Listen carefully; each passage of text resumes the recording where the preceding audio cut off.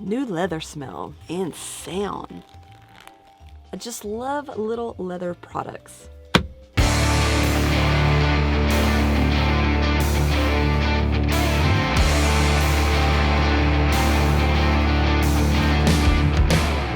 What up, friends? Emily Bowie here. Welcome back to another 2-Minute Tuesday. So glad you could make it. Today we're going over mouth sounds. How to spot them, how to treat them, and how completely removing them can destroy your mix. Destroy? That's a little dramatic. Okay, ruin? Okay, make your mix not sound as good. These mouth sounds are natural, so they're pretty important. However, once we start to process these vocals by adding compression and EQ and saturation, all these things can bring up those sounds and make them a little bit distracting and unpleasant sounding. But completely deleting them out of your production can leave it sounding a little bit robotic. So here's what I like to do to prevent that undesirable sound. So I've got a lead vocal here with some problem areas and some pretty heavy mouth sounds, such as the popping sounds, the breaths, the S's, and the T's. So we'll take a listen to what that sounds like unprocessed. Will you come, come, come? Will you come, come, come? Will you come with me, baby? So it's not too distracting right now, but once we kind of add some standard EQ where this vocal is a little bit darker, so we want to brighten it up a little bit. So we've got that going on. And we also want to add some compression and a little bit of saturation and a little bit of tone. So we've got the 1176, just doing a little bit here. And now take a listen to what that sounds like. Will you come, come, come? Will you come, come, come?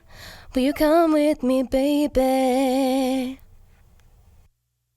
So you can really start to hear a lot of those distractions, especially the puss sounds, even though it's not really part of the word that she's saying, but it's coming from the breath and it's hitting that pop filter in a bad way, or there's not one, or whatever the case may be. She may be too close to the mic, but we're going to go ahead and take those down. Now in Pro Tools, what I like to do is just set the clip gain on every track. And by doing that on Mac, you use Shift, Control, and the minus key. So this is what it might look like when you bring up your session.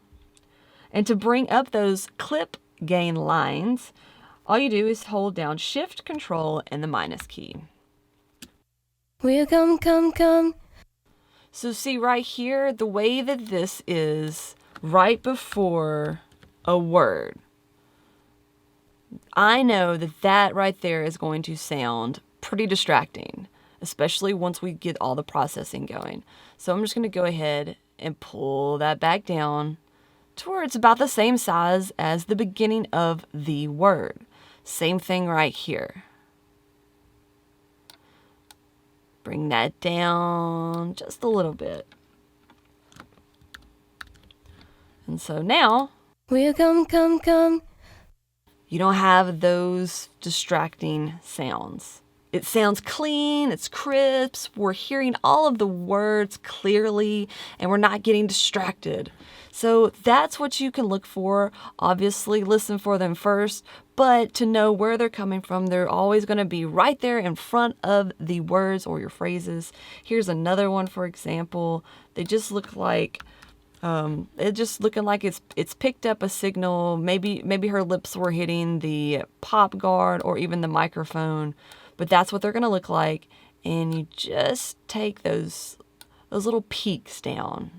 That's all you have to do. Now, for the breaths, that is elevated a little bit and probably won't get tucked underneath when all the other tracks are on. Plus, we only have a couple of things that are processing and adding gain back in. So normally, I like to put all of my vocals through a 3 parallel process, not even including the parallel compression. So that breath is going to come up quite a bit. So what I like to do is just highlight that the same way we did the other popping sound and just bring that down. Not completely, because we still want to be able to hear that breath, but just not above everything else, and not to distract us. It's not a part in the song that is expressing the emotion of urgency or anything else, sadness or a distress. It's just her taking a breath into a second phrase, and so we don't really need it to be all that powerful. Will you come, come, come? Will you come with me? So there you go. So now when we add even more processing to it, it'll still be there, but it won't be distracting and off-sounding. Now for your S's, we've got an example here Waiting for someone. where you've got the someone. And before I go into de-essing, I like to find those S's and bring them down a little bit. You see how much different this is than the actual word as far as the WAV file goes? They're just these big blobby sort of, I don't know, what's the shape? Football, squashed, flattened football shape. So just take those down, find a good spot here. So this right here is basically where it starts. Highlight that. There's where it stops. Zoom back out a little bit. And just bring it down. Now when we hear it, Waiting for someone.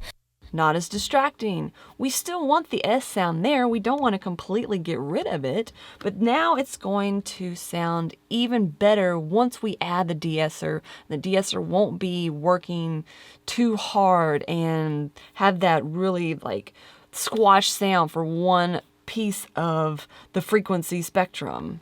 Same thing with T sounds.